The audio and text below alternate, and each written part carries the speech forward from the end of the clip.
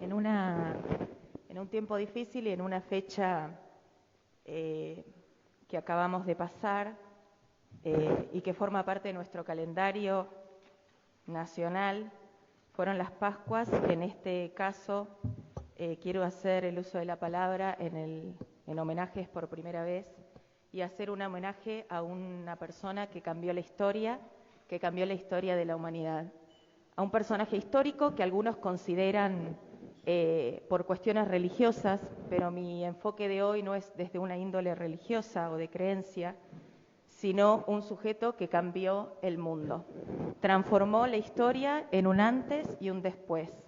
Hoy mi homenaje es a Jesús, el que separó la historia en un antes de Cristo y en un después de Cristo,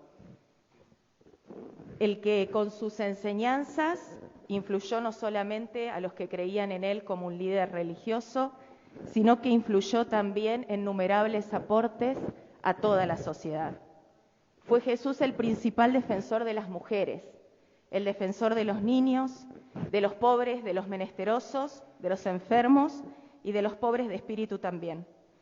Fue Jesús el que se preocupó por las mujeres, en un contexto donde las mujeres prácticamente no tenían derechos, donde ni siquiera se podía hablar con ellas. Fue Jesús el que se acercó a las prostitutas, fue Jesús el que se acercó a las mujeres con flujo de sangre discriminadas en esa época.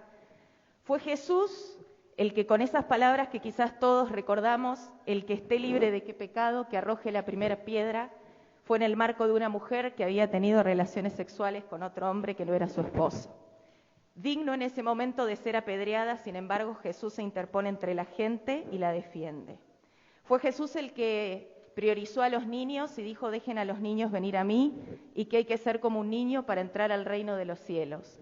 Jesús tenía esas enseñanzas. Jesús se interesaba en los pobres. Así fue tal magnitud que se interesaba en los pobres, que la gente que se acercaba a él decía posteriormente: voy a dar a los pobres la mitad de todo lo que tengo, y si he robado algo, devolveré 4 veces esa cantidad. Necesitaríamos que muchos argentinos y muchos políticos sigan las enseñanzas de Jesús. Fue Jesús el que se acercaba a los enfermos, a los que nadie se acercaba, a los leprosos, sanaba a los ciegos y levantaba al paralítico. Pero también fue Jesús el que con sus enseñanzas impulsó a que muchos otros las tomen y las pongan en práctica.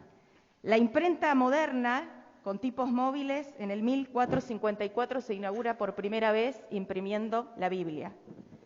Fueron los reformistas, Juan Calvino y Martín Lutero, los primeros precursores de la escuela primaria obligatoria, y fueron los primeros precursores de la gratuidad de la escuela a cargo del Estado. Ellos estaban interesados en que todos puedan leer y que puedan escribir.